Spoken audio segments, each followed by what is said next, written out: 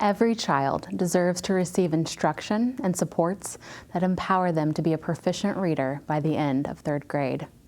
That's why one of Iowa's top education priorities is to strengthen early literacy through the implementation of evidence-based reading instruction. Understanding the science of reading, or how the brain acquires reading, and converting research into practice transforms instruction and truly changes lives. We've seen evidence-based reading instruction work for students across Iowa and across the nation. The department is excited to share a new Profiles of Excellence series.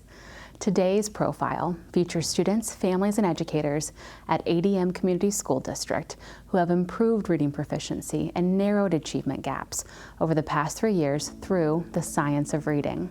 This is ADM's story.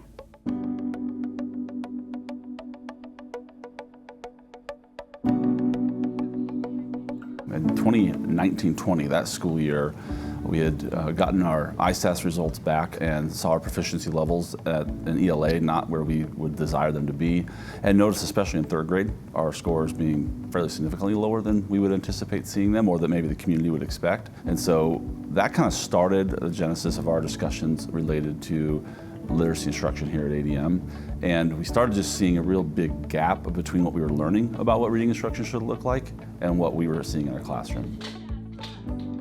So that school year, we started really digging into our data and try to get a handle on what does research say about how literacy instruction should be done, and then comparing that to our current reality. It forced us to look outside of ourselves. E, is that long or short?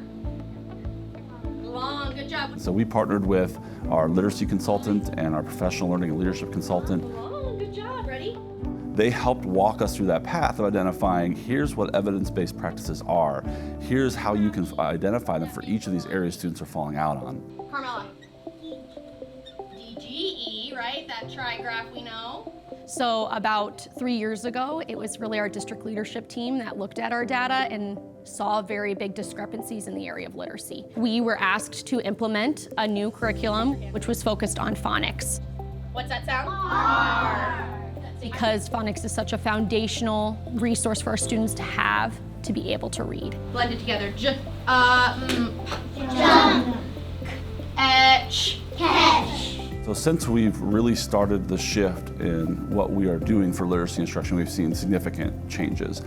When we first started this back in spring of 2021, we were at 37% of our K-3 students not proficient on the FAST reading assessment. This last spring, so a year ago, we're still waiting on this year's results. K-3, we're looking at only 15% of our students not proficient. So we've seen dramatic reductions in our lower elementary, our early literacy proficiency. It's going to take teacher leadership. It's going to take district leadership to make these changes. What's that word? We need district leaders and teacher leaders to be supporting teachers in this shift because it's not easy, it's a lot of work. And I think what we're seeing is when we are informing teachers of how kids learn to read and when we're giving teachers resources to implement in their classroom, we see great success with kids. Parker. E. E. You know it. This process has focused our entire system on results. And what we've seen is when everyone's pushing in one common direction with one common focus, the results have been outstanding. And so that's really what I mean when I say it takes everybody, the entire team. Every year, I just see something new and different that I've tried that is truly impactful to the kids in my classroom. I mean, there's nothing more special than seeing a kid feel like they know how to do something now and how much that's going to impact everything in their future.